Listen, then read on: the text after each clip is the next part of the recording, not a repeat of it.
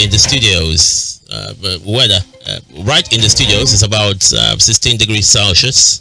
I don't know out there, but it's a rainy season, so a lot's happening with the rains. Constant rain in Port Harcourt. I don't know why that nomenclature of River State, if it has affected the atmosphere in the state. It's been steady rain for some days now, so I would advise you go out with your umbrella to just so we don't you don't get caught up in the rain. It's very important we did so. Welcome to Let's Talk on 99.5 Fush FM, Nigeria's business radio. A lot happened in the last 24 hours from the last Let's Talk show that happened yesterday morning till this morning. A lot has happened, and you know this is a news and current affairs program, and so we're looking at what happened recently. Welcome once again. On Let's Talk today, Mefele. Federal government withdraws firearm charge against Mefele and files 20-count charge. Federal government withdraws firearms charge against Mefele, files 20-count charge. Minimum wage. Reps will ensure Nigerians get survival package. Speaker of the House of Representatives. Minimum wage, Tajudeen Abbas telling us that reps will ensure that Nigerians get survival package. Let the poor breathe. Alright. Fuel price hike. We will maintain petrol price without subsidy reversal. We will maintain it without subsidy reversal. Tinubu telling Nigerians. So fear not. We will maintain price as it is without reversing and start paying subsidy again. Let's see how that happens. Let's see. We're all alive.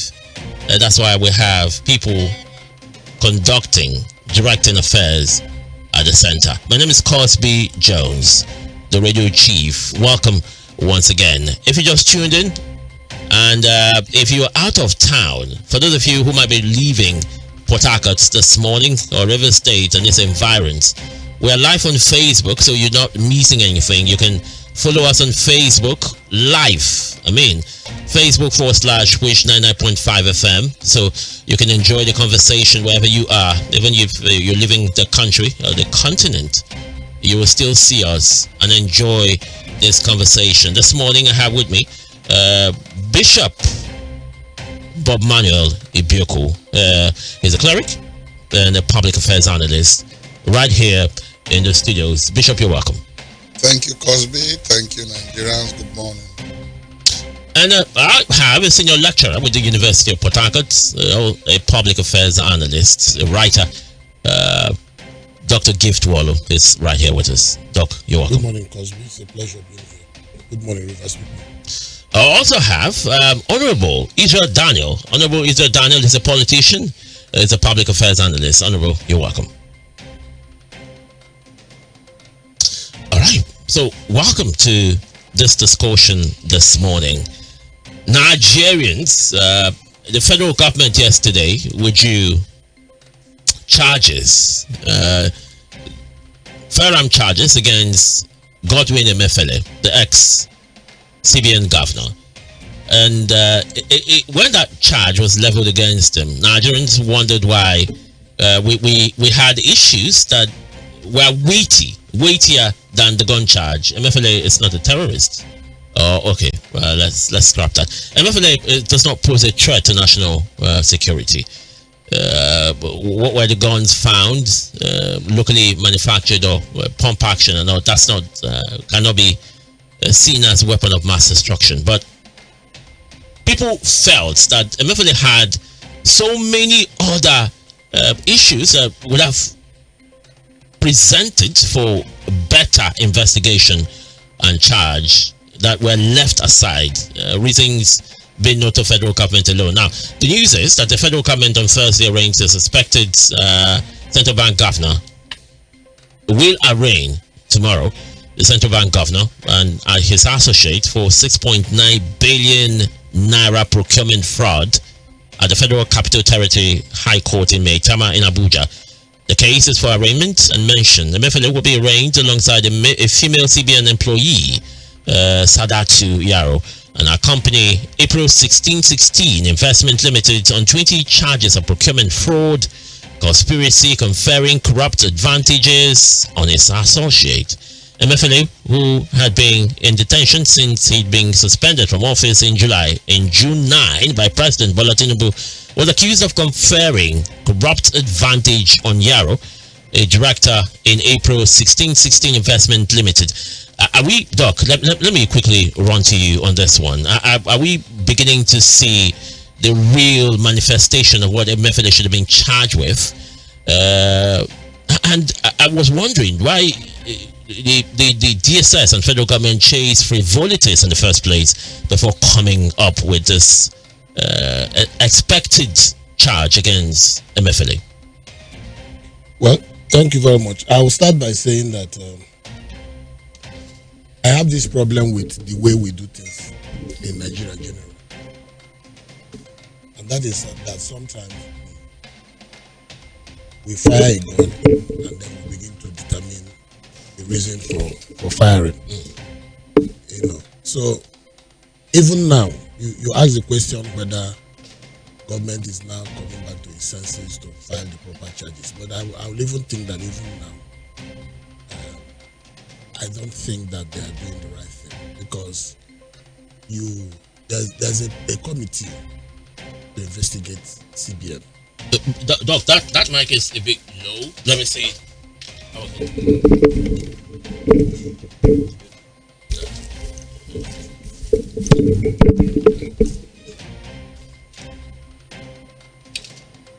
All right, so go on. Yeah, so there's a committee, that is investigating activities at the CBN, and that committee is here to come up with a comprehensive report, which I believe would have formed the basis for whatever charges the government wants to put on Emefiele and Co.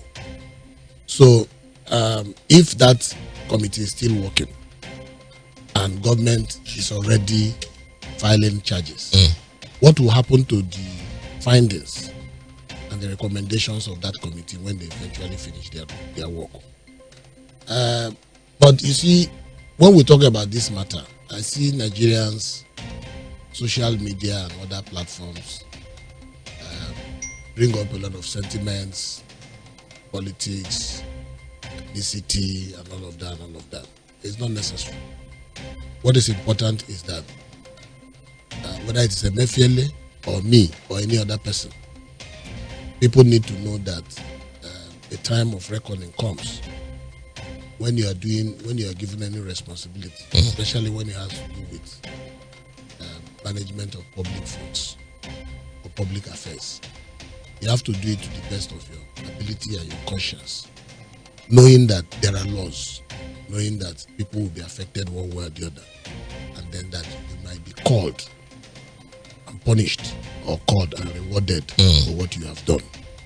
So when we whip up sentiment, Emefiele is maybe it's Igbo or it's Hausa or Yoruba and all of that, and then we begin to lose sight of the real issues, because whether anybody likes it or not, there is no way anybody can say, even though we're still expecting that the courts will tell us the proper interpretation of what is a criminal action and all of that. There's no way anybody can say that, for example, under Emefiele, we were told that Naira was being redesigned. I've not seen the new Naira notes. Not been seeing a lot of it. We're still using the old Naira notes. It's possible that there must have been some kind of hanky-panky along the way. It is for him to explain before the court of law, and then if he's exonerated, fine. If he is not, so be it. But we shouldn't, as Nigerians, be too worried. As far as I'm concerned, such issues shouldn't even be too much of news items. Yeah, let him, go face the law, and then at the end of the day be able to clear himself, because he has all the facts to be able to defend himself. And if he's not able to, let the law take its course. Right. If it's not able to let the law take its course, Doc is saying that Nigeria is more like we're putting the cart before the horse. But Bishop, I don't know if you feel the same way. That the charges were being hastily put together, and then MFLA. What do you think about this whole MFLA issue? I think that the way the MFLA case, well, good morning Nigerians once more, just like the last speaker said, I think that what people are querying is not whether people should not be held accountable, no matter the office. It is the approach and the process. For instance, we have a law that says that anybody that is under any security quagmire within 48 hours, if you establish any criminal or any civil action, the person should be taken to court. That's about a fundamental human right. And of course, you are not guilty until you are proved to be guilty. Perception or whatsoever does not make it right. Because this is a democratic regime. And Tinubu was a victim, the sitting president was a victim of a lot of this kind of experience. When he was doing NADECO, they were fighting for democracy. So people expect to see some level of civility according to our law. And I think justice also, allows that generally. You give a man a fair trial, you don't treat him. But you see, if you look at it, it looks like there's an issue of vendetta about MFLA. I'm not saying in what sense? Listen to me. When he was, central bank is a corporate. True. It's a corporate system. Yes. He had people he was reporting to. He had all that. So actions that he had taken. You remember we had the cabals where you allowed them travel out of the country, you even go meet with them. This was a man that was even taking instructions from people who was not supposedly because of the system, which of course the sitting president also benefited from. He was the leader of that party. So people apparently you are not coming like a saint, just eating. At that time, these things were known. It was either you had a political this thing or you were not in the cabal. But what we're saying at the end of the day, our security agencies should be able to do investigation properly before even arrest. Because you don't arrest somebody and keep him unnecessarily, even when he has a bail concerning the allegations you have given, which people are even saying that are not proved. You jump bail. There was a public fight between the DSS and the prison authorities because the court had said take him to a normal correctional center, and you say there is order from above, and the order is not written, and the court has given an order, you are not.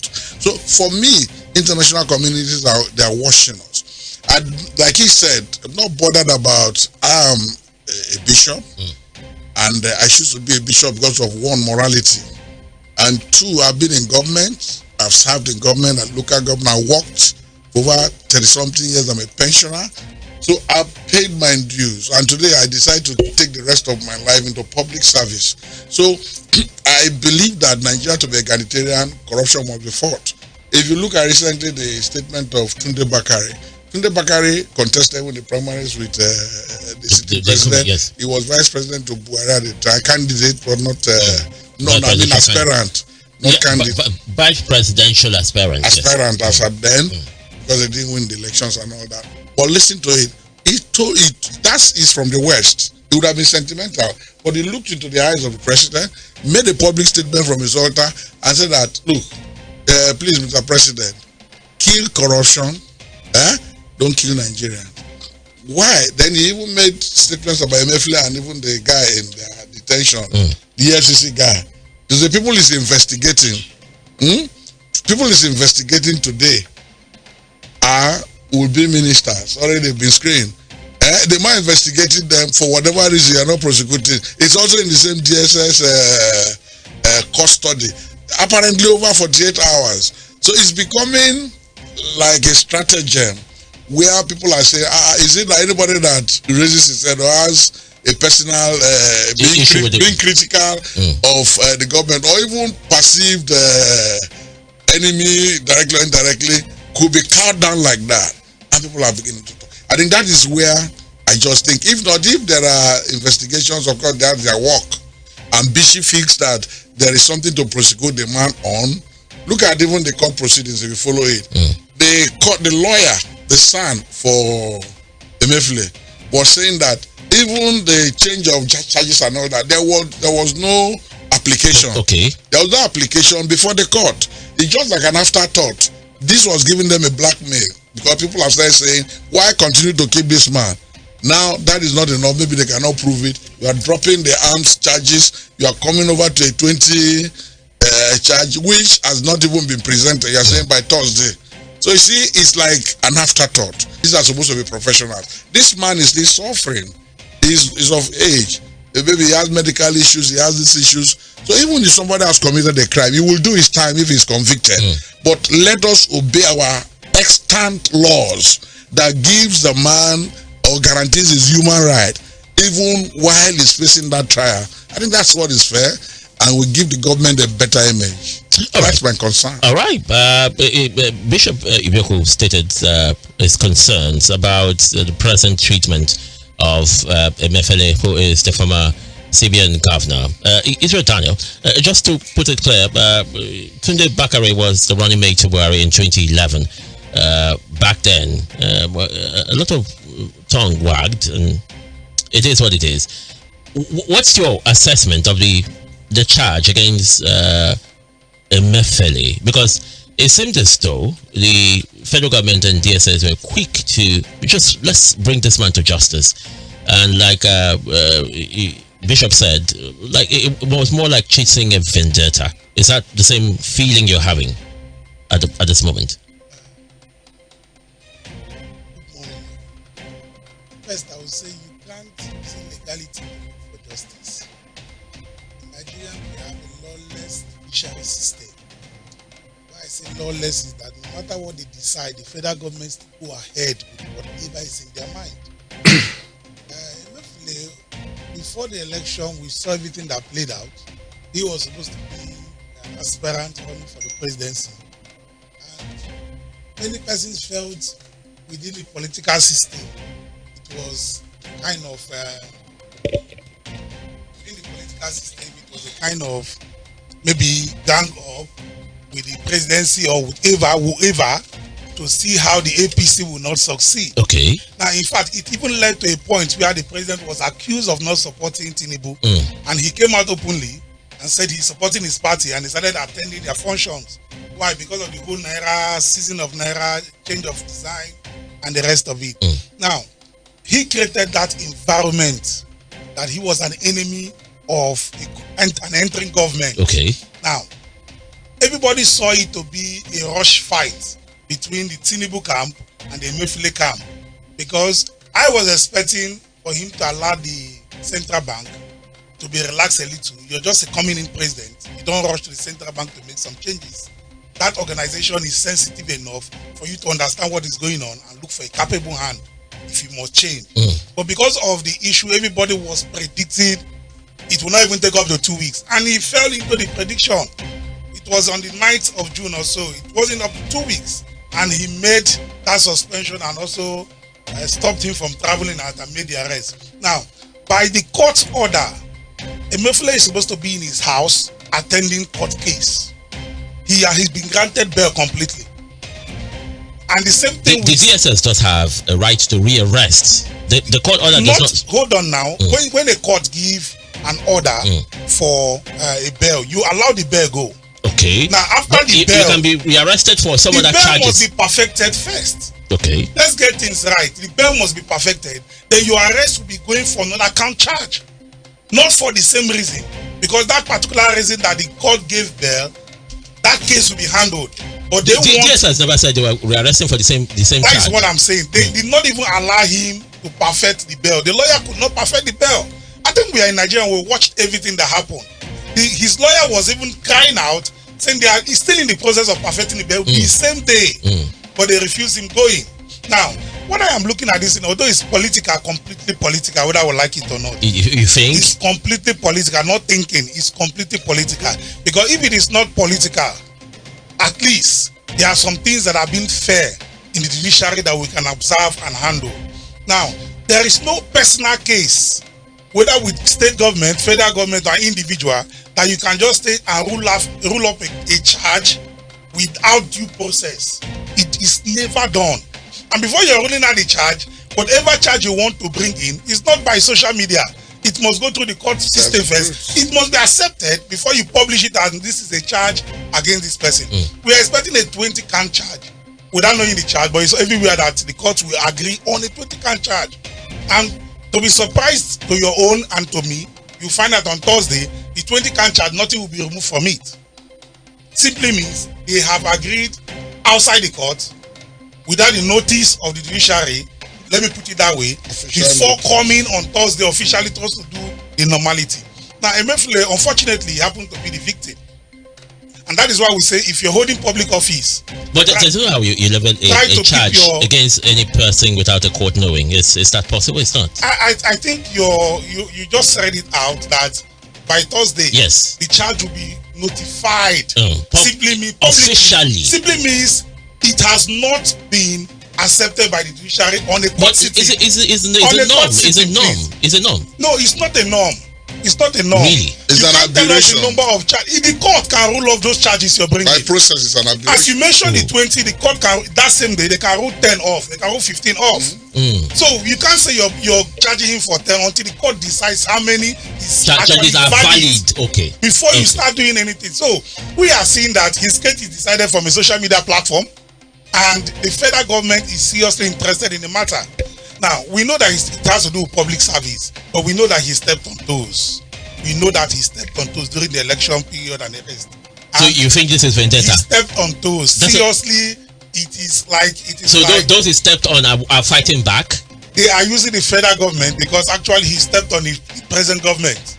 That is what is happening. Had they been, this Tinubu did not win, he might still be there waiting for somebody to succeed him, but the normal process will go on. It's just like you want to remove, how will I even put it, Nimasa, director of Nimasa. You don't just take over office today and remove tomorrow. You must understand the system before you start changing directors, so that you don't crash the system before the other ones come in. All right. So for me, I am seeing it to be purely political. But if Emefiele is actually innocent, there is no fear. After the whole jumping around, it will still come back to the country and his innocence will be proved. All right, its innocence should be proved by maybe a competent court of jurisdiction. Right here on Let's Talk 99.5 Fush FM. We're live on Facebook, so you can see us, and then you can make your contribution, and it will be read live. Yes, on real time. So go there, make your contributions. The House of Representatives, through the Speaker, Tajuddin Abbas, have told Nigerians, relax, we will make sure that palliative is enough for your survival. The Nigerian populace, the electorate, did file out in anger when the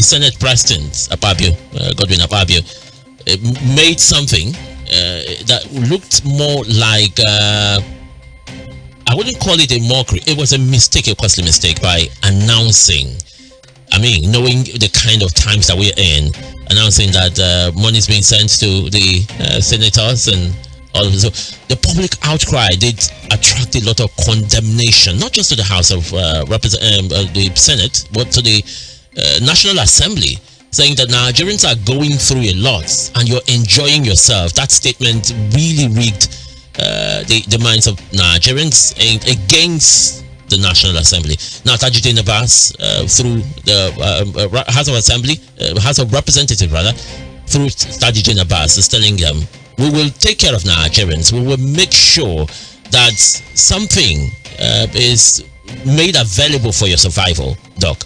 Is this assurance? Should we take this assurance by the word of it, or should we probe more? As the electorate, as the people of Nigeria, because no clear court channel to say this is how we're going to do it. Are we going to pay money into accounts of people to survive? Are we going to make a provision for palliatives? Transportation and other palliatives to ease the struggle that Nigerians are going through at the moment? Well, my position on this matter is that when I look at the gamut of challenges that we face in our country, I have only one view, and that view is that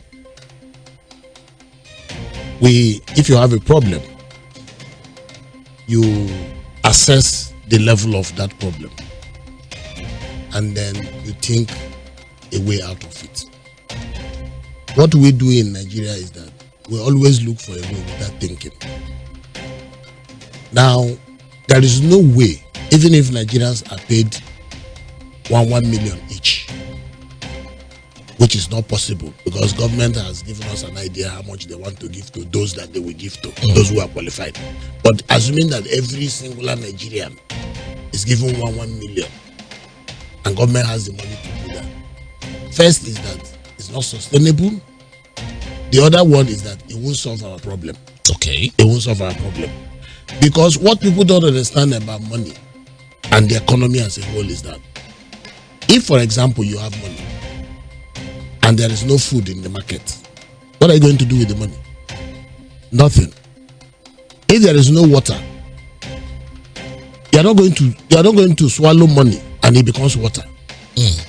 So what we should be thinking about is how do we understand the problem that Nigeria is into and how do we solve it? Now, yesterday, Senator Oshomole said that the Buhari administration inherited spent 96% of government revenue on debt servicing. For me, that is like, it's like the country is burnt down completely. And we need to think very hard and make very hard decisions to be able to come out of this kind of situation. And like the Chinese will tell you, don't give people fish, show them how to fish. Give them hook, give them other things that they need to be able to, kill fishes that they want and eat as much as they want. That's what we should be talking about in Nigeria. Not palliative. Even the palliative that is being given to senators and the so-called big men in Nigeria is not going to be to their advantage. Because we have seen time and again people who finished as senators, people who finished even as governors, with all the allegations of corruption and everything, they still come back poor. So what we should be talking about in Nigeria is how do we produce ourselves out of this situation that we find ourselves in? How do we get to a point where, for example, our children are on holidays now? For many families, the children are just at home doing nothing. At best, we will force them, okay, go and read your book and all of that. They are not producing. They are hands that can be used for production. And there's nothing that says that a child that is 10 years, when I was 10 years, I used to go to farm with my parents. True. I used to contribute one way or the other to production. Today, all that is gone. So, if we don't go back to a situation where government, I don't have a problem with subsidy. For example, I don't have a problem with subsidy, but I have problem with subsidy for consumption. Okay. You understand? Like fuel subsidy is consumption. If you subsidize production, we can get ourselves out of here. If we begin to give people education on modern farming, if we begin to give people education on how to create wealth, because what is happening in Nigeria is that everybody, okay, fine, Chinua Achebe once told us that the problem of Africa and Nigeria is leadership. I agree, but it is partly leadership. It's not totally 100% leadership. And that is why I quarrel with the thinking of some people that there is some government somewhere that has all the money to be able to provide all our needs. That's not true. So we have a role to play. Government has this role to play. Maybe government is not playing its role well. That's okay. But are we playing our own well? So if a child is in school and that child refuses to read, we should blame it on government. So what Nigerians need is not promises about things that will not add up. Telling people, oh, don't worry, we'll do this, we'll do that. If you do those things, assuming that government is able to sincerely do them, okay, and like I said, not 8,000 naira or 12,000 naira, even 50,000 naira, not minimum wage increase. I'm talking about paying out millions to people. It still will not solve our problem.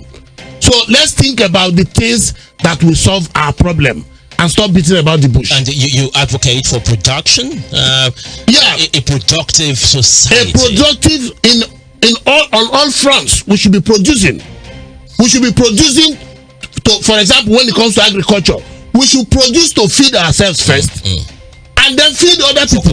Yes, we should feed ourselves. Well, the problem we have here is that we are not even able to feed ourselves. We don't have reserve. We don't even have the proper attitude towards agriculture and farming, because in other parts of the world you find that you can find, for example, in river states, if you go to America, you can find in states very rich people who are farmers, but again, are so identified. We've had government parastatals around agriculture. I mean, and some other ventures that people would have keyed in. Are we absolving the blame from the people? Are the people not also? Shouldn't they be blamed? That's the point I'm making. It's not about government. A lot of Nigerians, even when government, for example, comes up with a policy, you'll expect that ordinary people will ask themselves, what is in this policy for me? How do I access? Yes, how do I access, the opportunities in this policy and all of that. But you find that most Nigerians sometimes will even dismiss it. It's one of those things. Yes, it won't work, or it will go to politicians, this and that, and then you just don't do anything. And when you don't do anything, what happens? These problems will remain the way they are, or even exacerbate. But when people are able to sit down and think, and when I talk about this matter, I'm so passionate about it because even when you look at what is happening in our institutions of learning, we have a problem in Nigeria. The problem of our economy, the fuel subsidy removal, floating of naira, and so on and so forth. These are very, if you ask me, they are decisions that must be made. Okay. It doesn't matter whether you like the time that it is made. It doesn't matter whether you like the effect it has on you. But is there a decision that must be made? The answer is yes. Now you make that decision, you expect that the eggheads who are in our ivory towers and all should be the people who are helping the rest of society to make sense of these issues. It's not government alone. Government maybe is putting out messages trying to make you see, why this decision must be made, and perhaps that there is light at the end of the tunnel. But there are other people who should work with government. There are levels of leadership in Nigeria, from federal to state to local government down to communities. Religious leaders have a role to play. Captains of industry have a role to play. Even heads of non-governmental organizations, civil society, and all of that. But in Nigeria, we have this, and maybe because of the way our leaders have carried on over the years, so we don't trust our leaders to the extent that even when they have good intentions, even when they have good policies put forward, we still can't see how we can give them that benefit of the doubt. To say, okay, let's follow through and see whether there's something that we can benefit from all of this and all of that, and then at the end of the day, be able to get that benefit. Maybe that's a long-term effect of failure on government. Yes, but to deliver on policies made. Yes, but again, you find that Nigerians have this very, how will I put it? There's this tendency towards immediate gratification. Okay. Yes. If you tell a Nigerian now, for example, that that's why when you see people go into things like oil bunkering, things like fire and all of those things, it gives you quick money. So you will see a young person in a community knowing the risk involved in that. Okay. They can go into it because they are going to make overnight the kind of money that they cannot make if they went into farming. but it is not sustainable. It's risky. It's criminal. But the most sustainable thing that people can do, set up a business, learn how to run a business, start small, grow big by being smart. This is universal global practice that people are taught in schools and all of that. But here is the opposite. So somebody can go to school, refuse to learn anything, and then maybe you just run into politics. And if you're lucky, they nominate you to be flag bearer of one party or another, you win, you go to House of Reps and make money. That's not how money is made, and that's not how societies grow. But that's the perception we're sold now. I mean, that's the perception that the up and coming are sold. The hard work, the reward for hard work is downplayed in the society as they speak, and that's the failure on government. We don't have normal. It's not proper orientation. It's not only government. I've made that point before. It's not only government. Government has a big role to play. Part to play. Yeah, government has a very big role to play. But even when government is playing that role, for example, I can tell you, this present government now is working on some kind of incentive for small business people. Okay. To give them soft loans, give them access to loan even from commercial banks where they will not pay high interest. Okay. That's something that Nigerians should embrace with both arms. But guess what? People don't even, when you say such things, they don't even listen to you. Perhaps what they're interested in is, okay, government has started paying 8,000 naira. How do I get my own? That's what they're interested in. All right. And that is where the scammers and all those people cash in on. That's the one. Yeah, they won't defraud you when it comes to issue of proper, systems where you collect money, you do something before you get bigger money and all of that, which is business. But when it comes to issue of palliative, the greed, they know that Nigerians will cash in on that, so they design things and send to them that, if you click this number, federal government will send you XY amount of money, and you see Nigerians falling for those things. All right, but most definitely, you can't take the blame off the people. The people does share some tiny little bit some portion. It's not little, it's big. It's big. It's equally big. Of the blame, Bishop. Let me come to you. The distrust between the people and our elected official, the gap had widened. I mean, with the 10th National Assembly, the Senate making some careless, let the poor breathe and all of those statements had really created that gulf in distrust between the people and the National Assembly. The reps telling us that we will do everything to make sure that the survival, for instance, they talked more on wages. Okay, the minimum wage. Yes, those people who are not working. All right, people who work in the private sector, people who do business. You are retired, you are a clergy, and you live in a society. We'll go to the same market. How then do they survive? Do you think the people will believe whatever the House of Representatives or the National Assembly is saying at the moment? Well, I think that most of the things we talk, we eat ourselves. You see, you cannot give what you don't have. When I heard my brother talking talk, even in every economy, the industrialized nations, you sensitize the people. The Bible says, where there is no vision, the people perish. And the people perish for lack of knowledge. A man does not stand up and just go into business. You deliberately, even if they are not schooled, they don't have degrees like that, you create platforms deliberately, where even entrepreneurs, others like that, you create that mindset before even people have interest on the areas they want to leverage on. But definitely about government, you see, when I talk about good governance, good governance is just the convergence of effective leadership and effective management. The problem we have with our government and most of our institutional issues we have talked is a question of bad governance. Whether it's bad corporate governance, is bad. That is why the people are not having the trust. Look, I have a business that will take $30 million. and we are going to get the whole of Africa in Rivers State. He's going to use banana peels. He's going to use plantain stems to produce these sanitary wares. It's done in America, done in India. The people are ready to sell the technology for just 27, 30 million. And you were talking, you want to see a governor, you want to see the commissioner of commerce and all that, and tell them this alone can create over 30,000 jobs overnight. You take over West African market. It's already been researched. It's being produced. Indians are using it. They have the Asian market. They are not interested.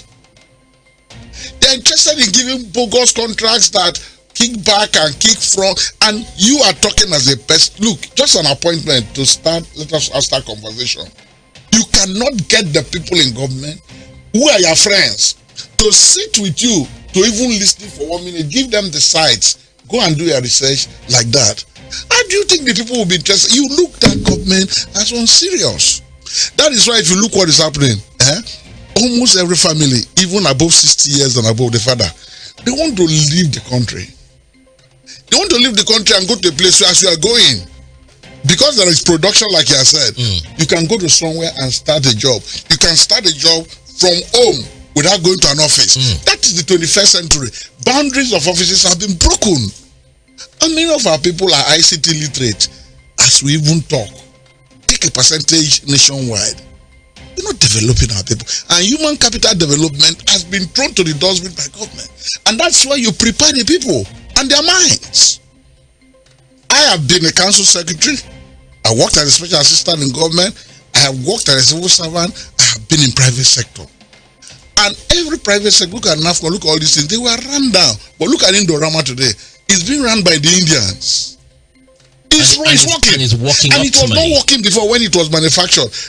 When the plant came up, there was a design problem. They came in and corrected it. Today they are running, their people are enjoying, and people are supporting it under them. Why works there? Why is it like that? We don't take time to build institutions. And this get rich syndrome and all that. Look, let me tell you, where government failed is when we didn't bother about the people that we begin to put into public offices. You go into public office, somebody sees a revenue that comes in for all local government. You are not planning anything. Godfathers are there. From the source, you give this to this. Well, after sharing that, even at times to pay salaries of the people that you have employed becomes a problem. So I think that, you see, that is where the people lose interest. So they don't have, when you bring a policy, some people key to that point, they even pay. Somebody came to our house, COVID-19. He came and said, there is a loan for COVID-19. Even market women were giving him as much as 30,000 to say, just put our name. They have something they're doing, they want to grow it. Up till today, the man is in the RE committee. He came to tell them like that, brought forms. They have not got the feedback. It has gone more than 1 year. They just take it as a scam. But it works there. If you go to his office today, it's there. And they are still afraid whether it's going to work. It will be in batches. You are not seeing anything on ground that these people have collected. This was what they did to collect. It's just word of mouth. You don't run a system like that. So I think that it is a system that has created the laxity in our society. Even if you are a pastor, you are talking, they have doubt. Most of us are the people most investigated. Now, if I live here now, if I stand with a young woman, I'll put her in my car. The first, even if I'm evangelizing her, the first thing somebody feels that they say the second time, she's my girlfriend. Her mind is poison. I could be working on that girl to get another part of her, know her problems, to maybe settle her, let her live a more productive life. But before you know, there will be one blackmail. And the blackmail will even lead you to say, okay, because of my integrity, let me just be careful. Because nobody will know we're saying the truth. So we are that petty. But look, go abroad, even if you are naked, on the street, nobody cares. They want to look at what value are you coming with. What's the value you're adding to? I'm here today. Am I talking Bible? We don't have time. Up here in Atlantic District, I've been offered to come in and speak as a servant of God. I also go there to do some business because they saw productivity. They say you don't need to pay your boss, the chairman. So me say, please, people, they wrote me a letter. That's an opportunity. Today now, I've been an analyst, I've been trained journalist. I have a lot of parts. So it's not because I'm a clergy, I have to wait for tithes and offering. We do a lot. Even as I leave, I'm going to Ishoku for a resource program. I'm doing it free. That's what people charge 500,000. But because you just want to add to society. True. And it's taking my time that I could use in doing one other things or even growing my church. But that's not the target. So what I think is that the palliative and all that coming to that, the Tinubu regime made a lot of mistakes. There was even a fraudulent way of removing the subsidy. The other government paid subsidy or supposedly till June. No, they did not sponsor with cash. It was on paper. The subsidy itself is a scam. The total subsidy is a scam. Forget about that. It's a scam in what sense? I say scam in the sense that the people importing and bringing invoices and all that. Look, Okonjo-Iweala, and when she investigated it, they even came after and kidnapped her mother and everything. Now you are in the same vehicle with me. Now they paid subsidy on paper till June, right? But government didn't have the funds to pay for that subsidy. No, that's what I'm telling you now. So what people would have done first, what? You don't just stop, apart from stopping subsidy that you don't have money. It has now that bear the brunt. You have gotten over 1 trillion naira. Okay. In the trillion naira, over 400 billion have been spent. Without proper consultation. Without even a good financial plan. Concerning connecting to the palliative, connecting to all that, the 1 trillion can even be spent on salary. That was not the idea. So in strategy, let me tell you, I'm a fellow in Institute of Strategic Management, chartered. What you do in strategy is that you first of all formulate strategy. You don't go and implement. You implant it. After implant it, you now implement. Then you set up control measures. You can't come up with any one policy of government without having these processes. You should even know the end from the beginning. You should know, even anticipate what the reactions of the people, labor and all that. The people that are not working, this class that are covered. When they stand as a government to talk, you can even talk with timelines. He just given another one to say Port Harcourt refinery by December will be on stream. Who will do that? Dangote refinery told us in August. It's 2025 now. They're not even sure. Government cannot be presenting issues as if they don't have facts. And that is where the incompetence and all that. Do you know the first thing would have done if I were to be in? Forget about court cases. And look for a strong cabinet. Forget about going to appoint advisors, appoint maybe your boys who work with you in Lagos State like that. Many years after, they were jobless. What kind of job did they do to raise them in the 21st century, to manage 21st century economy? Task and yes. They didn't even go to add another certificate. They didn't even go to go this. So you are now in touch. These are the people you trust. Other Nigerians who on consistent basis. That's why Okonjo-Iweala, the likes of them, Atiku and others brought them. Look, in World Bank, they were doing well. Come and help us. There was debt forgiveness. Our complete foreign reserve, everything was restored. Where is it today? Because you brought people around those. And that's what people would have done. As a smart man who can identify, he's weak by age. You get a cabinet. Most of these decisions are cabinet decisions. He will not think. They work out everything. They bring it. You go to a school. Everybody will look at it. They adopt it. Nigerians know this is a policy. This is where they can go. You do everything as if it's fire brigade. When you eat here, you run to this place. It makes your government childish. And it gives you a credibility problem. And that is what they are facing now. All right. So for me, I think that I see time, because if they finish all this, distraction of tribunal cases and all that is confirmed, the president, the Supreme Court, all that, maybe it should look inwardly. Then look at, let me deviate a little. Look at the Nigerians were thinking that, okay, when they form this cabinet, we will see a ray of hope. Look at the cabinet. You have 45 ministers. 41 of them have current EFCC cases. What I mean, cases that are established. Current EFCC cases, one way or the other. You have 10 governors. 9 of them were supposed to go back a second time. The people voted them out. It must be lack of trust. If a sitting governor could not even get the trust of his people to come back, what is he coming to contribute to? Age is not on their side. But because you want to compensate them because maybe they brought votes rightly or wrongly for you, It's not supposed to be so. And so you see that that's the mistakes are being made. The people that they don't have hope on, they cannot connect to their wherewithal. And the same people you are putting before them, they just okay to attend to Israel. And that is the kind of victim of circumstance thing.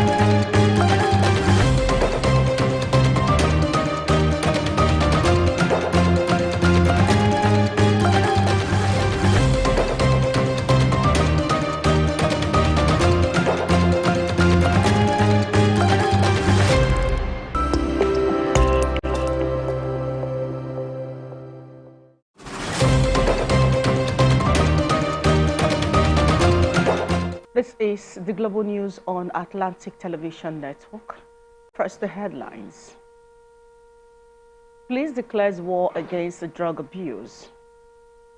Governor Makinde seeks 5-year single tenure for political offices. President Tinubu appoints Wike FCT minister. Germany to legalize recreational cannabis. NNPCL secures a $3 billion loan to stabilize Naira. Davido to perform at PFA Awards. England faces Spain in Women's World Cup finals.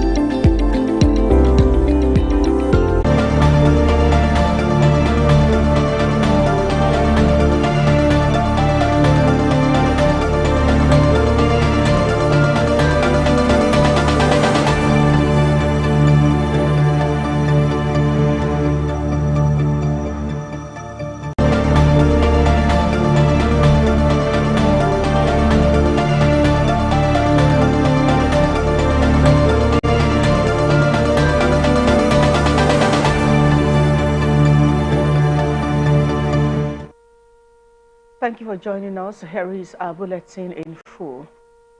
Police Community Relations Committee has frowned at the promotion of use of illicit drugs by some entertainers. The PCRC chairman in Rivers State, Voke Emore, during a rally on Wednesday at the Ignatius Ajuri University of Education on war against drug abuse, with the theme on colors is not the way out, said one of the causes of crimes in our community is use of illicit drugs. He cited instances of Boko Haram terrorists getting their people to be obedient by drugging them to do what they want their members to do. He disclosed that drugs influences youth wrongly in communities. Meanwhile, the NDLA has urged the youth and members of the public to walk away from colos and any other illicit drugs. Stella Maris Amadi, Assistant State Commander in charge of Drug Demand Reduction Unit, River State Command of the NDLA, in her speech said the agency is here to sensitize the students on how to live a healthy life. Meanwhile, the management of Ignatius Ajuri University has commended the PCRC and NDLA for the sensitization program.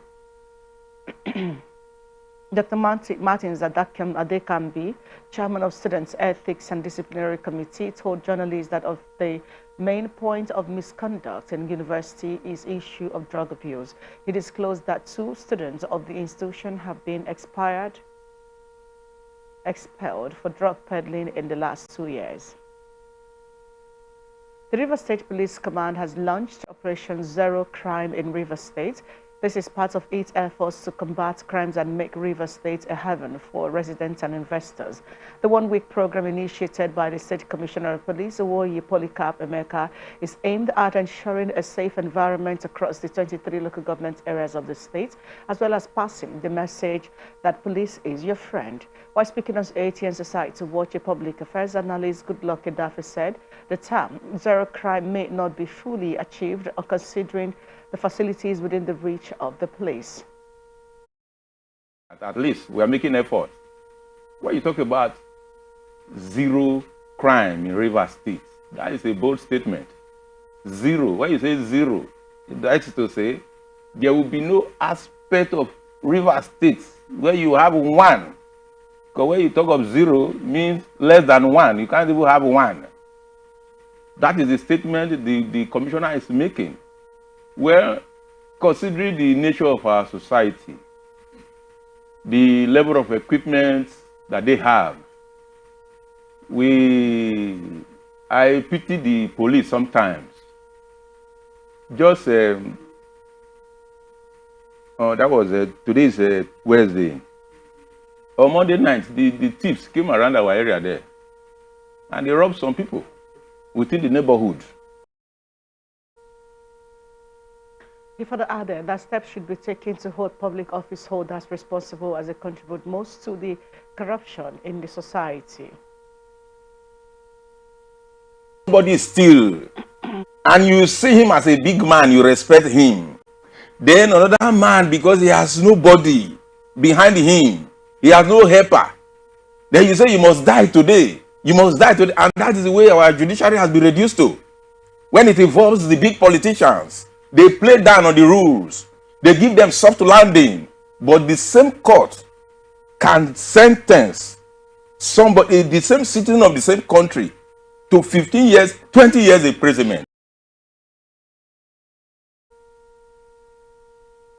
The magistrate court sitting in Yenagoa, Bayelsa State has sentenced the notorious cultist Blessing Agri to 5 years in prison for stealing and attempting to escape from lawful custody.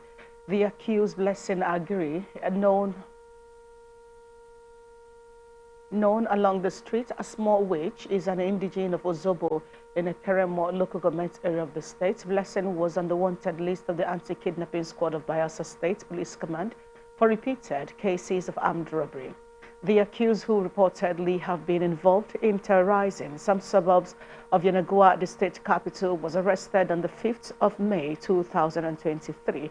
The anti-kidnapping squad, led by its commander, CSP Simo Benson, after a proper intelligence gathering and detailed information on his complicity in the armed robbery attack on 1 Omega Basi along the Samson Siasia Stadium in a Avom area of the state capital, swung into action and arrested the accused.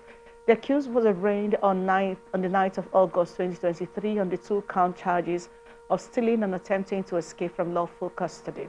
Chief Magistrate Stanley Ekelu Esquire, after hearing submission from the Police Council and the investigative officer Sergeant Macaulay Ododong and Sergeant Ebong Odudu, sentenced the accused to 2 years for stealing and 3 years for attempting to escape lawful custody. The Delta State government has asserted that principals and school heads remain key players in policy-making process in the education system. Permanent Secretary, Ministry of Basic and Secondary Education, Delta State, Augustine Ogoro, stated that this in Asaba when the Association of Nigerian Conference of Principals of Secondary Schools, national body paid him a courtesy visit as part of activities for its National Delegates Congress in the state. According to him, the outcome of the Congress of the ANCOPs will assist the respective state governments in the country with feedback to enhance decision-making process in driving the education sector effectively. Earlier in his remarks, the national president of ANCOPs, Mohammed Musa, appreciated the state government for accepting to host the Congress despite the financial challenges confronting every state in the country. Parties in the ongoing 2023 governorship elections petition tribunal in Uyo, Akwa Ibom State on Wednesday adopted their final written addresses. The parties include the Independent National Electoral Commission, Governor Umar Eno, the People's Democratic Party, who are joined as first, second, and third respondents respectively, and Senator Basi Albert Akpan of the Young Progressive Party. All the lead counsels, namely Justice Paul Usoro, lead counsel to Governor Eno, Justice Ahmed Raji, lead counsel to the YPP, and Basi Akpan, petitioners, Justice Tayo Oyetibo, lead counsel to PDP, and Justice Ofyong were all in court for the adoption of their written addresses. After hearing the final addresses, Justice Adekunle Adeleye, chairman of the three-member governorship election petition panel sitting in Uyo, announced that the judgment date would be communicated to the parties involved in the matter. You recall that the INEC had declared Pastor Omo Eno of PDP as winner of the March 28, 2023 governorship election held in the state by scoring a total of 356,346 votes to defeat two major contenders, Senator Akpan of YPP and Obong Akpan Udofio of the All Progressive Congress, scored 136,262 and 129,602 respectively. Police in Obingwa, LG of Abia State, have arrested the Bishop Otu Timothy, the founder of Agape Evangelical Ministries, City aka City of Miracles at Obikabia Junction, near Aba in Abia State. This is in connection with the death of a married female evangelist and mother of 5, simply identified as Evangelist Happiness. The deceased was said to have died in one of the rooms at an inn, Jubilee Guest House of Home, in the Obohill area of Aba, where she lodged alongside Bishop Otu. According to the management of the inn, the incident happened about 11 p.m. on Saturday, 12th August 2023, when Bishop Otu was said to have pretentiously fled the place after telling the receptionist on duty that he was going to buy some food outside the guest house. Suspecting that something was awry with his departure when he did not return, the manager of the guest house invited police from the Eastern Ngwa police station in Obingwa, LGA, and upon their arrival, the victim was found naked and foaming in her mouth and nose. It was further revealed that the late evangelist, who hails from Umuakatawom in Obingwa, LGA, was a member of the Agape Evangelical Ministries Incorporated, founded by the bishop. However, the fleeing cleric was later apprehended at his church located at Obikabia Junction when undercover detective traced and attended in plain clothes his Sunday service, during which he was said to have centered his preaching on repentance. Bishop Otu at present is being detained at the Eastern Ngwa police station in Obingwa, LGA, where the investigation is ongoing. Ahead of the November governorship election in Imo State, Governor Hope Uzodinma and the former governor of the state, Rochas Okorocha have resumed battle. It was gathered on Wednesday in Owerri. The latest of it was the release of the panel report indicting Okorocha and others over alleged forceful takeover of lands. It has widened the battle line of the two camps of Okorocha and Uzodinma, resulting to accusations and counter-accusations. The Uzodinma camp claimed that the governor is doing the right thing. He is not witch-hunting anyone. In fact, he continued from where his predecessors stopped, adding that nothing will stop Uzodinma from recovering the land. But the Okorocha's camp was of the view that Uzodinma is not serious. It called Imolai to ask the governor of the camp he set up against the former governor. The battle, an obvious escalation of the rivalry between the duo, which started in the lead up to the All Progressive Congress primaries in 2018, has continued without relenting. Okorocha, who used his time as governor to build a political dynasty in the state, had sought to consolidate his family's hold on power by imposing his son-in-law Uchowosu as his successor. The ensuing battle between him and Uzodinma for the party's ticket divided the party into factions, with Uzodinma ultimately emerging the party's recognized flag bearer. An outcome Okorocha blamed on betrayal by the then national chairman, Comrade Adams Oshiomhole. The Enugu State Governorship Election Petitions Tribunal has reserved judgment on the petitions challenging the election of Governor Peter Mba after parties in the matter adopted their written addresses.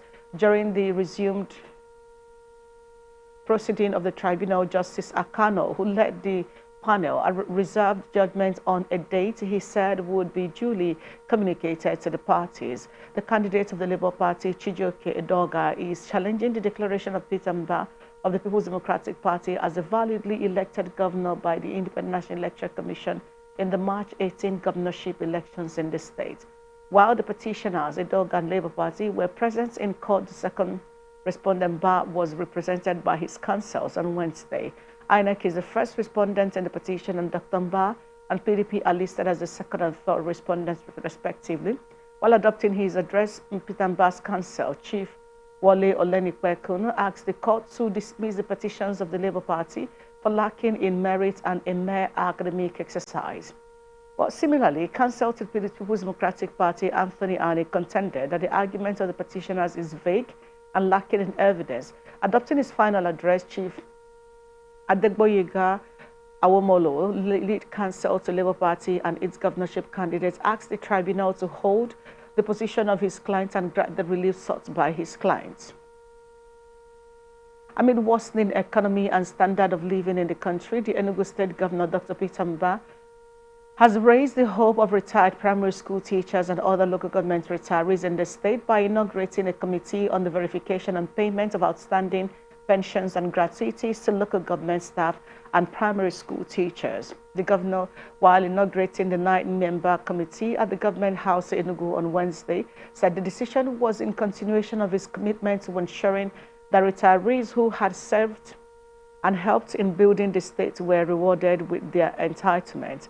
Governor Bahu charged the committee to reflect their integrity and experiences on the assignments given them, said the team was selected based on some critical consideration bordering on their track records and credibility in life.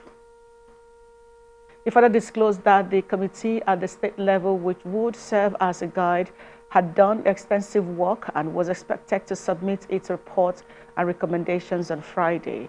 The governor, who was represented by the secretary to the state government, Professor Chidebere Onya, expressed confidence in the integrity of the members of the committee, even as he enjoined them to justify their selection into the all-important team by upholding the hope of the people and what the government represents. Members of the committee include the Reverend Father Nnamdi Ambrose Wanko as chairman, Donatus Archie, amongst others. The Anambra State Commissioner for Women and Social Welfare, Ifi Obinabo, has sealed off the Arrow of God Community Children's Home in Onitsha over allegations of illegal adoption and selling of children. Obinabo led security operatives to seal off the structure on Wednesday after a report and documentary by Fisayo Soyombo made the rounds on social media and local television stations alleging that the State Ministry of Women and Social Welfare was involved in an illegal adoption of a baby girl alongside one of her registered homes in the state. About 20 children were recovered from the orphanage operator, including a newborn baby, while the founder and the employees had fled and are currently at large. The children recovered were between the ages of 1 to 17 years, 10 boys, 9 girls, and a newborn baby, while denying any involvement of herself and the ministry in the illegal child adoption saga. Obinabo said the founder of the orphanage home, Reverend D.C. Ogo, was invited to her office in Oka for an explanation, but she did not honor the invitation. She warned other children's home operators involved in illegal adoption to desist forthwith or face the consequences, stating that the state government is all out to clamp down on operators who do not follow the stipulated standardized operational practices and processes in the state. Yet to be identified, the gunman has kidnapped 5 persons along the ever-busy Maitu axis of Ishago-Okigwe Expressway in Ebonyi State. The victims were said to be returning from Enugu Airport in an airport taxi Sienna Space bus when they were kidnapped at Maitu area in Ishago and taken into the nearby bush by the unknown gunmen. The source further revealed that the hoodlums, while taking the victims into ambush, also met a farmer on his farm and abducted him. He stated that the vehicle conveying the initial 4 victims was abandoned at the scene of the incident but was later recovered to Ishago police station by security operatives. When contacted, the special assistant to the Ebonyi State Governor on Internal Security for Ivo local government area of the state, Honorable E.K. Kletus, confirmed the latest abduction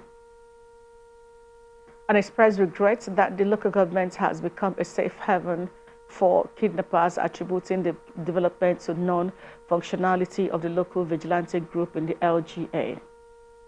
Governor Seyi Makinde of Oyo State has advocated the need to adopt a 5-year single tenure for president, governors, National Assembly and State Assembly members to stop the problems that usually arise from the quest for second-term politicians. The governor made the call on Wednesday at the retreat of Pentecostal Fellowship of Nigeria held at Maja Avenue, Jericho, Ibadan, while admonishing Nigerians, particularly those in leadership positions, to brace up for the task of rebuilding the country in line with the vision of the founding fathers. Makinde observed that it has become imperative for Nigerians to come together to rebuild the nation and reposition it on the path of sustainable economic growth and development, adding that the task of rebuilding the country remains the duty of Nigerians and should not be left for external actors. Makinde noted that the call for rebuilding the nation should reawaken the consciousness of every Nigerian of the exigency of having a prosperous and egalitarian country with strong and efficient institutions of governance. Earlier in his address, the National President of Pentecostal Fellowship of Nigeria, Bishop Wale Oke, said the retreat came at a very critical time of the nation's history, recalling that the country had just gone through a general election that shook the nation to her core, which he said almost pitched Nigerians against themselves. Governor Mohamed Umaru Bago of Niger has described the former military president, General Ibrahim Babangida, as a patriot and nationalist as he turns 82. This is contained in a statement by his chief press secretary, Bologi Ibrahim, on Wednesday in Mina.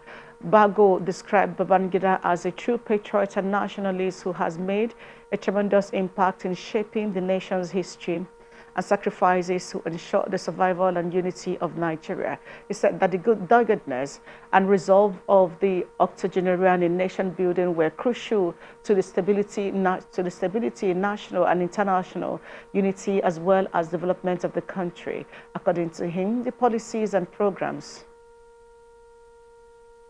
of the elder statesman during his regime as the military president of the country are still standing strong. The governor prayed God for more sound and good health to the former military president. Presiding Magistrate of Anguan, Daji Senior Magistrate Court in Mina, Niger State, Hafsat Abdul Bawa, has vowed to give heavy judgment on 58-year-old Yahoo Ibrahim for allegedly defining a minor to serve as deterrent to others in the state. Yahoo Ibrahim and Kundu village in Rafi local government area was arraigned in court on 2-count charges of unlawful sexual intercourse with a child and exploitation. The police prosecutor, Inspector Aliyu Yakubu Kuta, said the offences contravene sections 26 subsection 2 and section 27 subsection 2 of the Niger Child Rights and Protection Law of Niger State 2021 as amended. When the charges were read to the defendant by the presiding senior magistrate, he pleaded guilty to the 2-count charge and pleaded for leniency. Aligning with the submission of the prosecutor on the matter, the presiding senior magistrate declared that the offense which the defendant is standing trial for is grievous in nature and ordered him to be remanded in correctional facility. She adjourned the case to September 11. Commandant General of Nigerian Security and Civil Defense Corps, Ahmed Audi, has pledged to rid Niger State of criminal elemental rights in the state lately. Audi made this pledge during his working visit to Niger State Governor Omar Bago. The CG, in a statement signed by the Corps spokesperson Babawale Afolabi on Wednesday, said the Corps will strengthen its working synergy with sister agencies in the state to address the security challenges. He implored the governor to create more office structures for the NSCDC across all 26 local governments in the state. In his address, Governor Bago appreciated the timely visit of NSCDC boss. He, however, lamented the activities of the bandits, cattle rustlers, and illegal miners, among other criminalities in the state, adding that the farmers were worse to hit as many abandoned their farmlands due to fear of being attacked. Nigerian Air Force says it would not give in to the propaganda peddled by terrorists on the crashed aircraft. The service was reacting to the video circulated on social media allegedly depicting the wreckage of the crash M1171 helicopter with bodies of victims at Chukuba village in Shiroro local government area of Niger State. In a statement by NAF spokesperson, Air Commodore Edward Capquet noted that the crashes are not peculiar to the Air Force, adding that in counterinsurgency and counter-terrorism operations, incidences of fatalities, mishaps, and crashes are sometimes inevitable.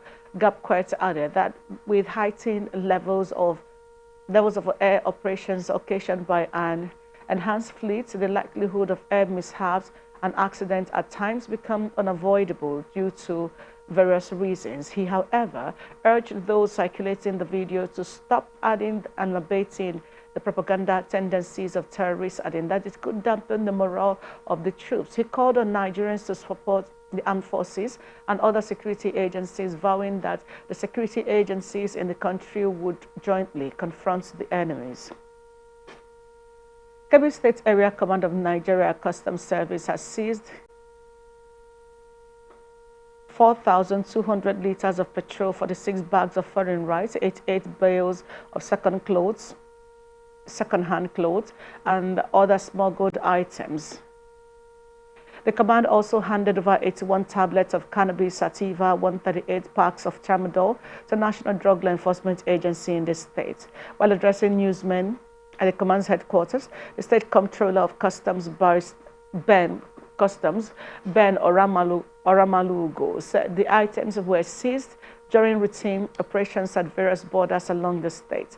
He noted that though the closure of Kamba border and other borders close to the Niger Republic has affected the revenue drive of the customs, the official added that the duty paid value of the seized items was estimated at 51.4 million naira. Adamawa State Police Command has arrested 3 suspects over the killing of one Umar Abdullahi in the capital of Yola. The 38-year-old Umar was killed last week near his place of residence in Ajia Street, a community in Jimeta, Yola North Local Government area. Omar met his end in the hands of a gang of youths who went for his phone, but because he resisted the youths stabbed him repeatedly, leading to his death.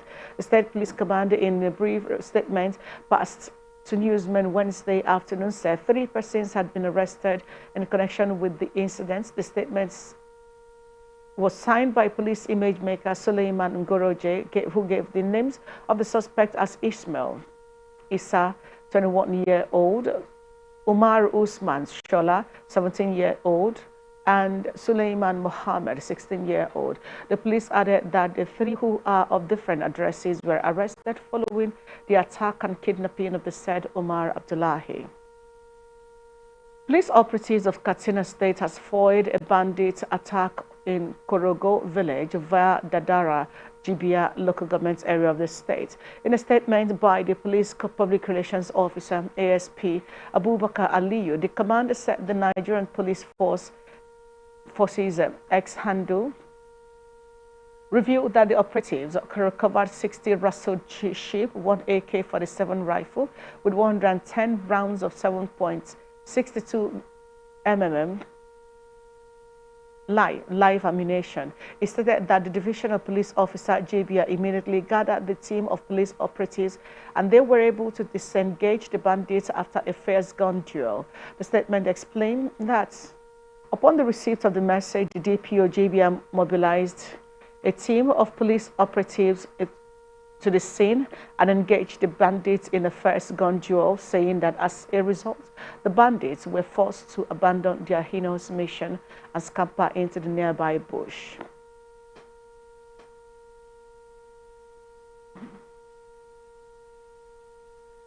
Plateau State Police Command has arrested 8 persons in connection with the recent killings of people in Mangu local government area of the Plateau State and appealed to citizens to continue to support the command with credible information which will lead to the reduction of the crime rate in the state to the barest minimum.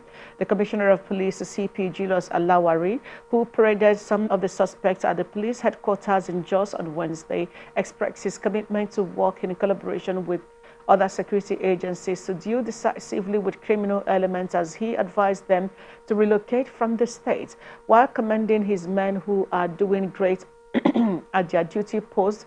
He also warned those who are associated with corruption and other unprofessional conduct to turn a new leaf as his administration will not condone any shameful conduct which negates the Police Act and Regulation 2020 as amended.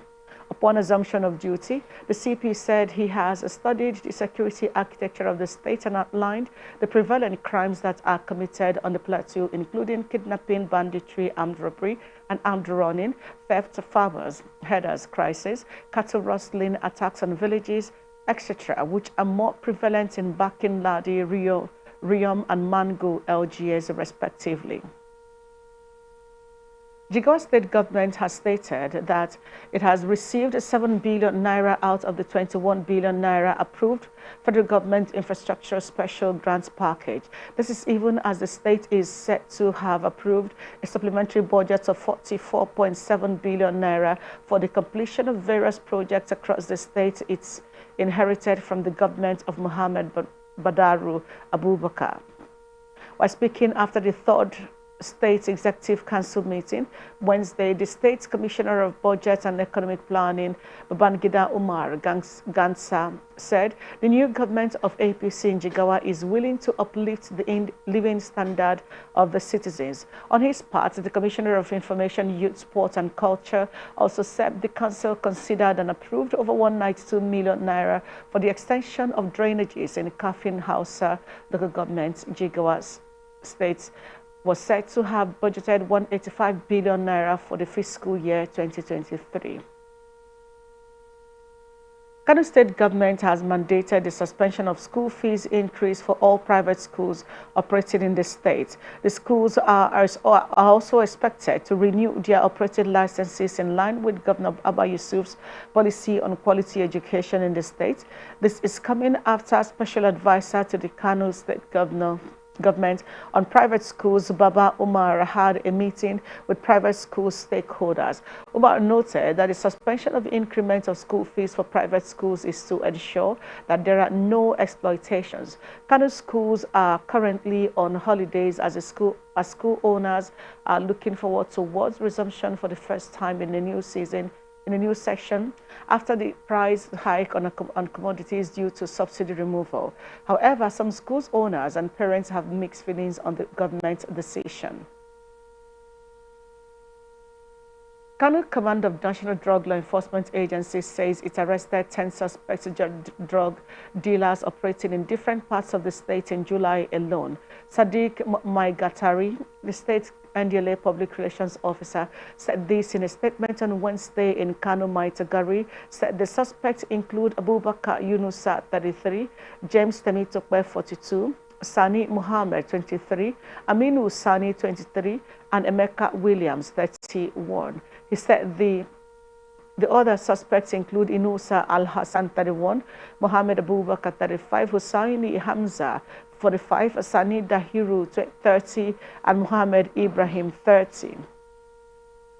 Maitagari said some of the suspects were arrested with weeds suspected to be cannabis sativa, while others were arrested within 2,000 ampoules of pentazocine injections, as well as 48 bottles of codeine syrup weighing 4.8 kilograms.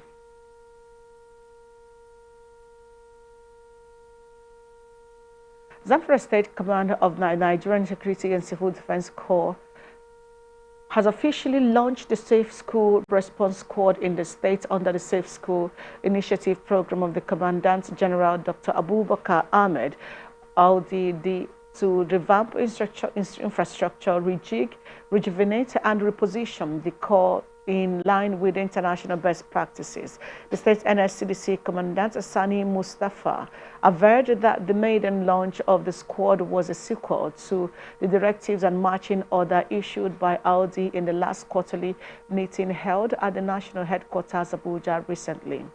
He reiterated his resolve to comply in totality with the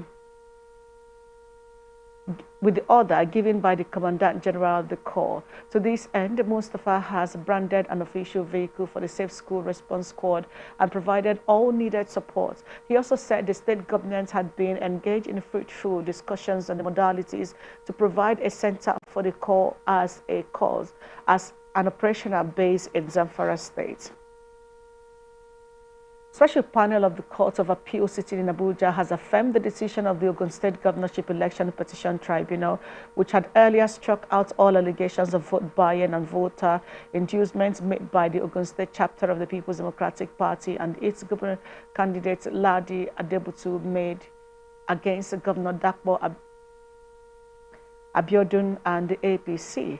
The court in its lead judgment read by Justice M.B. Idris also upheld another decision of the tribunal which confirmed the validity of the defense filed by the Governor Adakbo Abiodun. You recall that on 22nd May 2023, Adebutu and PDP had filed a reply to the defense by Governor Abiodun. The governor's lawyers argued that the reply filed by the Adebutu and PDP contravened paragraph 16 subsection 1A and B of the schedule to the Electoral Act and the rules of court pleadings. The tribunal agreed with the governor's lawyers and struck out the entire reply filed by Adebutu and PDP.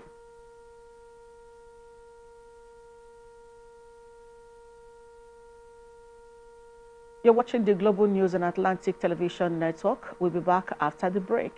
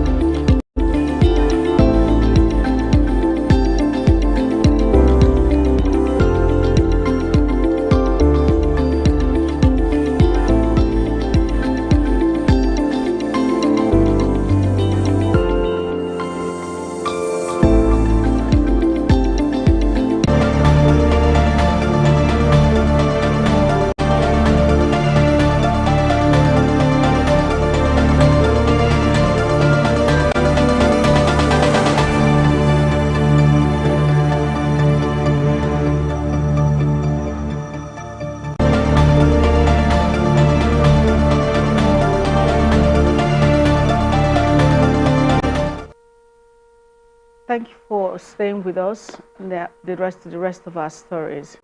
Boko Haram fighters have reportedly captured 60 terrorists of the Islamic State in West Africa province, including 3 key commanders of the sect. The recent supremacy battle between the warring terrorist groups reportedly occurred on Monday. This was disclosed by Zagazola Makama, a counterinsurgency expert and security analyst in Lake Chad, in a post on his social media platform on Wednesday. Zagazola said that the ISWAP terrorists were captured on their way to Damasak in Borno State, identifying the commanders as Abubakar Sadiq, Abau Maimuna, and Malam Idris. He said that the Boko Haram Buduma factions, which had the upper hand against ISWAP in the recent turn of events, captured most of the enclaves of ISWAP, which forced them to take refuge in more fortified hideouts in the axis of Kukawa and Madayi and Kwatan Mota. Former President's wife, Dame Patience Jonathan, has pledged to support the First Lady, Senator Oluremi Tinubu, to move the country forward, calling on other women to follow suit. Jonathan gave the assurance on Wednesday during a solidarity visit to the First Lady at the Presidential Villa, Abuja. She thanked the First Lady for how she has impacted the lives of Nigerian women. He said it was imperative for her, as a former president's wife, to also support and encourage Mrs. Tinubu on things that would move the nation forward. Jonathan commended women groups for their support for President Bola Tinubu and his wife, and pleaded that they should maintain their support for the government to sustain the patriotic efforts. The First Lady had earlier commended Jonathan for her support and advice. The national chairman of the All Progressive Congress, Senator Abdullahi Ganduje, has said the leadership of the party will come out with a blueprint to increase the membership of the party. Ganduje disclosed this Wednesday after a closed-door meeting the immediate past governor of Plateau State, Simon Lalong. He added that the visit of the immediate past governor of Rivers State, Jason Wike, to his residence on Monday in Abuja was not about his rumored defection to the ruling party. The chairman, however, admitted that the defection of a politician like Wike to the ruling party would improve the chances of the party in 2027. According to him, it will certainly improve the chances of the party, especially in 2027. President Bola Tinubu has released the portfolios for 21 of the 45 confirmed ministerial nominees, with former Rivers State Governor Nyesom Wike in charge of the Ministry of Air Federal Capital Territory, and Dele Alake Mining, the Minister of Solid Minerals Development. Other ministers are Wale Edun, Finance and Coordinating Minister of Economy, Adegboye Gaoyetola, Transportation, David Omahi, Works, Festus Kiyamo, Aviation and Aerospace Development, and Betta Edu, Humanitarian Affairs and Poverty Alleviation, amongst others. President Bola Ahmed Tinubu has hailed former military head of state General Ibrahim Badamasi Babangida retired on his 82nd birthday. Aguri Ngelali, special advisor to the president on media and publicity, disclosed this in a terse statement on Wednesday. President Tinubu congratulated the former military president, who had served in many capacities in the Nigerian army with distinction. The president affirmed the contributions of General Babangida to national development, which include the creation of many states to strengthen the federal structure, physical infrastructure, the liberalization of the media industry, and other initiatives across health and defense sectors. President Tinubu noted that the influential position of the former Nigerian leader, who has, after 30 years outside of power, consistently remained a voice of wisdom and counsel for many politicians, political leaders, both within and outside of Nigeria. Babangida was born in August 17, 1941 in Minna, Niger State. He led the country from 1985 to 1993.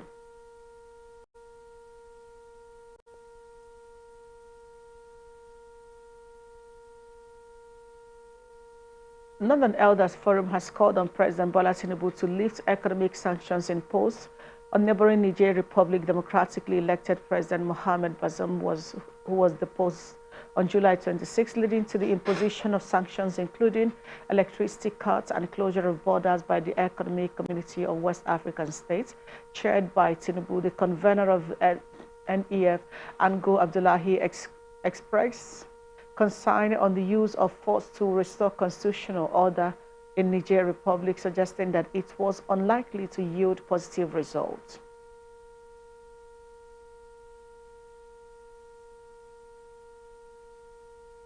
President Bola Tinubu says sanctions on Niger Republic will be followed to the latter. President Tinubu spoke when he received the special envoy of President Ali Bongo Ondimba and the Minister of Foreign Affairs of the Republic of Gabon, Herman Emagout, at the State House in Abuja. According to a statement by his special advisor on media and publicity, Ajurin Gelad, President Tinubu also praised the solidarity of the economic community of West Central African states on the political impasse in the Republic of Niger. Reacting on ATN Open Conversation, Professor Steve Wadu, a political sociologist, questioned Nigeria's deep interest in the Niger coup. Nigeria's position with respect to the crisis in Niger is now based on tribal support, on religion, the body of ulamas, northern emirs, going separately on their own, shows that some parts of northern Nigeria or the Islamic part of northern Nigeria are in solidarity with Niger. And so they care less about the Federal Republic of Nigeria. If you can have an imagination on what we look at the emerging map of West Africa, you will see that there is a new country emerging between northern Nigeria and Niger. That country is already forming and has been forming since the time of Buhari's administration. That country has been consolidating and it has come up.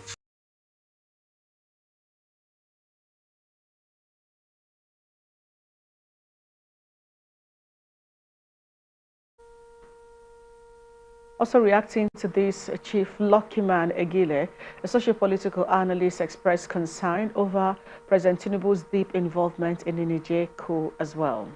If Tinubu should go to war, it keeps him in office. The Senate will keep, because we are at war.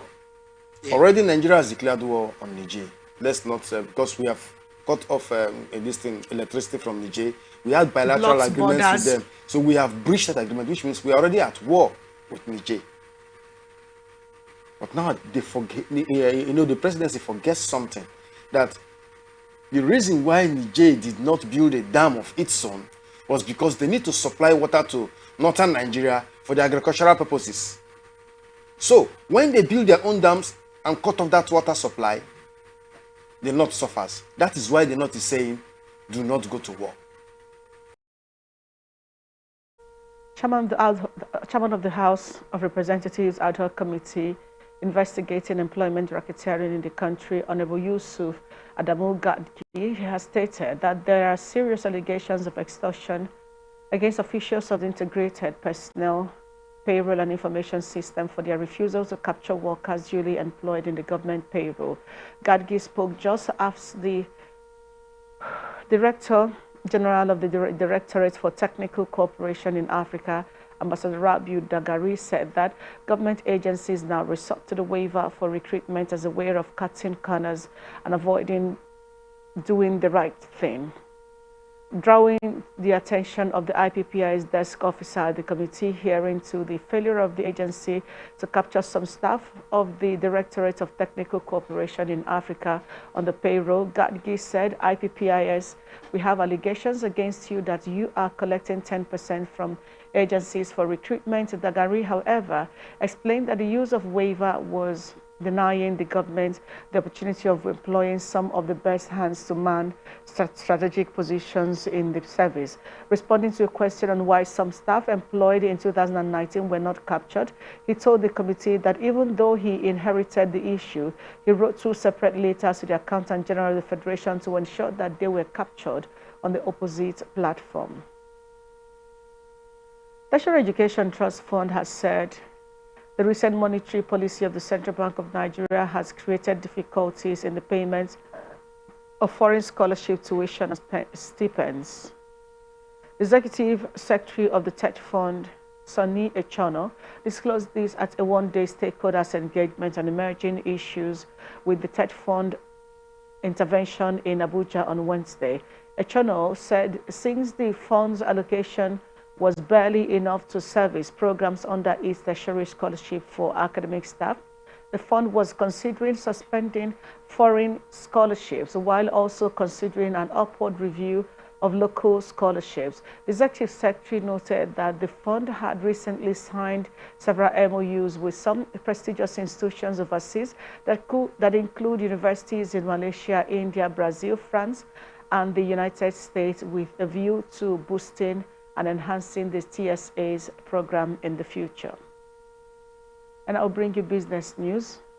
NNPC Limited has signed a commitment letter and term sheet with Afrexim Bank for an emergency $3 billion crude oil repayment loan. The company said the agreement was jointly signed by both parties at the bank's headquarters in Cairo, Egypt.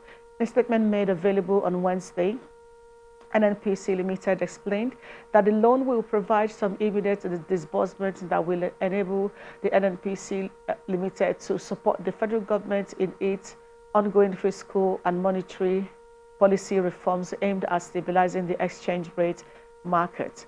Recall that last week, the federal government reported at a 13.6% drop in daily crude oil production in the month of July, leaving the country seriously short of dollar revenues from crude oil exports. The Nigerian Upstream Petroleum Regulatory Commission disclosed that production averaged 1.08 million barrels per day compared to 1.25 million barrels per day recorded in June. Nigeria Extractive Industries Transparency Initiative says Nigeria lost about 16.25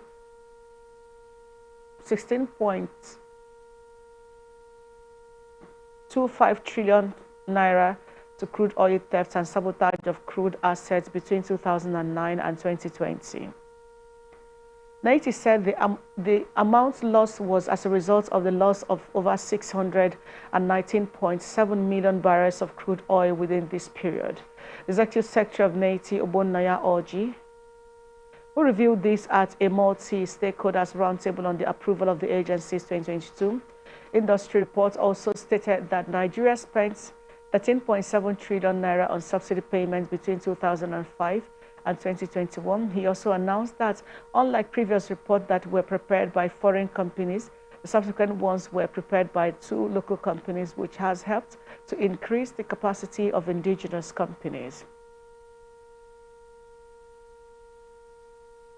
Aviation workers under the umbrella of the National Union of Air Transport Employees have suspended their plans to embark on strike by August 16. Ocheme Oba, General Secretary, Nuate, confirmed the development in a statement issued on Wednesday in Lagos. Nuate had, in a circular issued on August 15, said aviation security workers would embark on an indefinite nationwide strike over poor wages. The circular revealed that the workers are usually paid a meager 30,000 monthly, noting that the wage was insufficient, thereby bringing untold hardship to the workers. Oba disclosed that the union had sent a letter to the Nigerian Civil Aviation Authority informing it of the union's decision to embark on industrial action. He said that after receipt of the letter, the authority intervened in the matter and requested a week to deliberate of the workers' demands. The union's scribe said the NCAA had promised to organize a meeting between the union, private security firms and the airlines. And that's the size of the news package for tonight. But before we go, here is another look at the major stories. Police declares war against drug abuse. Governor Makinde seeks 5-year single tenure for political offices. President Tinubu appoints Wike FCT minister. Germany to legalize recreational cannabis. NNPCL secures $3 billion loan to stabilize Naira. Davido to perform at PFA Awards. England faces Spain in Women's World Cup finals. I'm Vivian Douglas. Thank you for watching. You can follow us on our social media pages. On X, we're Atlantic TV Net. On Facebook and YouTube, we're Atlantic Television Network. On Instagram and TikTok, we're Atlantic TV Network 1. Do remember that peace and unity are the pathway to progress. Good night.